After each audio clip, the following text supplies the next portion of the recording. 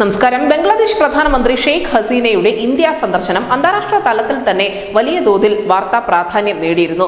ഇരു രാജ്യങ്ങളും തമ്മിലുള്ള ബന്ധം ശക്തിപ്പെടുത്താൻ ലക്ഷ്യമിട്ടുള്ള ഉഭയകക്ഷി ചർച്ചകളാണ് ഹസീനയുടെ സന്ദർശനത്തിന്റെ കാതൽ എന്നാണ് ഇന്ത്യയും ബംഗ്ലാദേശും ഔദ്യോഗികമായി പറയുന്നത് എങ്കിൽ പോലും അതിന് മറ്റ് ചില കാരണങ്ങൾ കൂടിയുണ്ട്.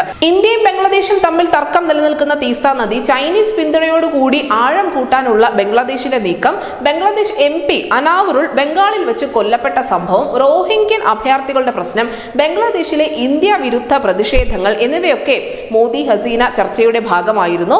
ഇതെല്ലാം പശ്ചിമ ബംഗാളിനെയും നേരിട്ട് ബാധിക്കുന്ന വിഷയങ്ങളാണ് എന്ന കാര്യം വിസ്മരിക്കരുത്. പശ്ചിമ ബംഗാളിനെ സാരമായി ബാധിക്കുന്ന ഈ വിഷയങ്ങളിലൊക്കെയും പശ്ചിമ ബംഗാളിന്റെ മുഖ്യമന്ത്രിയായ മമതാ ബാനർജിയോട് അഭിപ്രായം ചോദിക്കാത്തതിൽ അവർ അസ്വസ്ഥരാണ് എന്നാണ് അടുത്ത വൃത്തങ്ങൾ നൽകുന്ന സൂചന. എന്തായാലും ഈ വിഷയത്തിൽ മുഖ്യമന്ത്രി മമതാ ബാനർജി പ്രധാനമന്ത്രി നരേന്ദ്രമോദിക്ക് കത്തെഴുതാനുള്ള തീരുമാനം മാത്രമല്ല, മറിച്ച് തൃണമൂൽ കോൺഗ്രസിന്റെ MP-മാർ ഈ വിഷയം പാർലമെന്റിൽ ഉന്നയിക്കും എന്നുകൂടി ദേശീയ മാധ്യമങ്ങൾ റിപ്പോർട്ട് ചെയ്യുന്നുണ്ട്.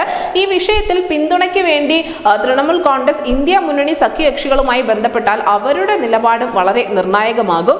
ബംഗ്ലാദേശുമായി തനിക്ക് ഒരു പ്രശ്നവുമില്ല എന്നും ബംഗ്ലാദേശിന്റെ പ്രധാനമന്ത്രിയായ ഷെയ്ഖ് ഹസീനയുമായി ഊഷ്മളമായ ഒരു ബന്ധമാണ് താൻ പങ്കിടുന്നതെന്നും മമതാ ബാനർജി ആവർത്തിക്കുന്നുണ്ട് എങ്കിൽ പോലും മോദിയുടെ നീക്കങ്ങൾ മമതയെ അലോസരപ്പെടുത്തുന്നുണ്ട് എന്നതിൽ തർക്കമില്ല. News desk India Malayalam.